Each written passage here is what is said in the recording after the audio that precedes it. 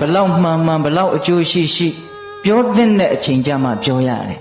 မပြောတဲ့အချိန်ကိုမပြောရဘူးစောင့်နိုင်ရတယ်အောင့်နိုင်ရတယ်တခါတလေကြတော့ကိုကမစောင့်နိုင်ဘူးမအောင့်နိုင်ဘူးပြောချင်ရင်ပြောချလိုက်တယ်အဲ့ဒီမှာဒုက္ခရောက်တာအထူးသဖြင့်အသက်ကြီးတဲ့လူတွေကိုမှားခြင်းတယ်ဗျာအိမ်မှာမြင်နေတာတွေကိုမြင်တိုင်းမြန်သွားမပြောလိုက်ပါနဲ့ကြားတိုင်းမပြောလိုက်ပါနဲ့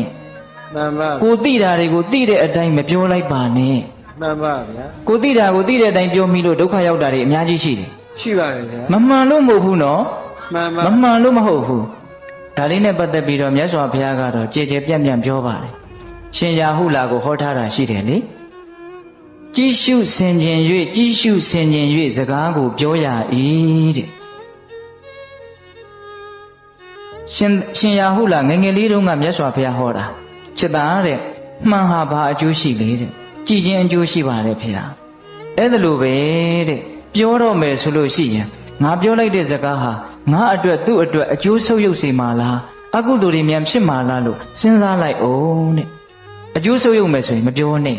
မပြောခင်မှာစဉ်းစားရပြောနေစဲမှာလဲခဏလေးတွေ့ပြီးတော့စဉ်းစားလိုက်ပါအောင်ငါအခုပြောနေတဲ့စကားဟာငါအတွက်အကျိုးရှိလားသူ့အတွက်အကျိုးရှိလားအကျိုးမရှိဘူးဆိုရင်ရက်နိုင်ရမယ်ဖြတ်နိုင်ရမယ်ဟုတ်လားပြောပြီးတဲ့နောက်မှာလည်းပဲငါပြောခဲ့တဲ့စကားဟာငါအတွက်သူ့အတွက်အကျိုးရှိသလားအကုသိုလ်ဖြစ်နေသလားလို့စဉ်းစားရမယ်အကုသိုလ်ဖြစ်နေတဲ့အကျိုးမရှိဘူးဆိုရင်နောက်ငါဒါမျိုးနောက်မပြောတော့ဘူးလို့ဆုံးဖြတ်နိုင်ရမယ်ဒါရှင်ရာဟုလာကိုဟောထားတာဒါတော်တော်ကောင်းတယ်နော်တခါကြီးများဒါလေးနဲ့ပတ်သက်ပြီးတော့ဦးဇင်းတို့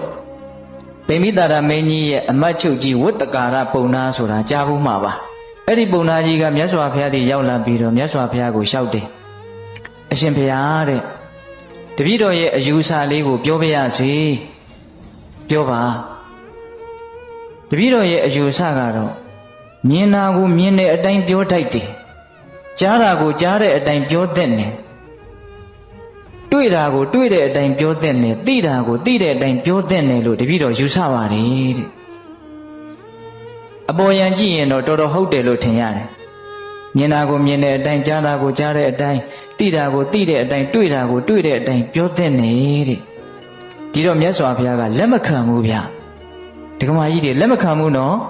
မြင်တာကိုမြင်တဲ့အတိုင်းပြောသင့်တယ်ဆိုတဲ့စကားကိုလက်မခံဘူးအဲ့ဒီတော့မြတ်စွာဘုရားကဘာအမိန့်ရှိလို့ဆိုတော့ဒကာကြီးတဲ့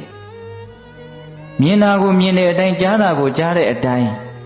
သိတာကိုသိတဲ့အတိုင်းတွေ့တာကိုတွေ့တဲ့အတိုင်းတကယ်လို့ပြောလို့များအကုသိုလ်တွေများပြီးတော့ကုသိုလ်တွေနည်းသွားမယ်ဆိုရင်မပြောသင့်ဘူး